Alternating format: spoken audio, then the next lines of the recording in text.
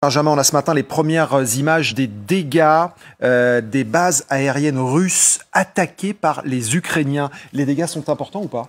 Alors, il y a des dégâts, oui. C'est une entreprise israélienne, notamment, qui nous envoie des vues satellites de cette base aérienne de Ryazan, qui est quand même à 150-200 km de Moscou. Qu'est-ce qu'on y voit? On voit clairement une explosion qui a eu lieu ici. Explosion qui a touché cet appareil ici sur l'arrière et l'arrière gauche. C'est corroboré par les photos que nous envoient les chaînes Telegram pro-Wagner. Vous voyez, l'avion il est là et vous voyez effectivement l'arrière qui a été touché. A priori, ici on discerne ici un réservoir de fuel sur un véhicule qui a été touché, qui a provoqué notamment l'explosion. Quand vous élargissez, ça a été touché. On a même des images de sang qui est en train de montrer qu'il y a des victimes dans cette affaire. Cet avion-là, je vous précise juste que c'est un bombardier Tu-22. Ça, c'est le type de bombardier qui frappe l'Ukraine depuis des semaines.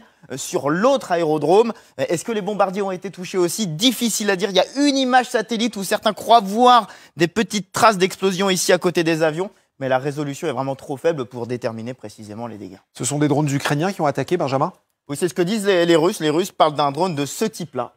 Un drone Tupolev 141, vieux, hein, date de mise en service, les premières 1979, portée 1000 km. Alors là, ça interpelle parce que effectivement, ça correspond, mais faire 570 km ou 700 km en territoire russe sans être repéré, sans être intercepté, la question se pose. Détail intéressant donné par le New York Times cette nuit. Un officiel ukrainien explique les drones ont été lancés du territoire ukrainien et au moins une des frappes a été réalisée avec l'aide des forces spéciales ukrainiennes postées près de la base pour guider le drone jusqu'à sa cible. Donc les forces spéciales ukrainiennes impliquées dans l'affaire. Et les détails, donc les premières images qui nous arrivent de ces frappes ukrainiennes sur les installations russes.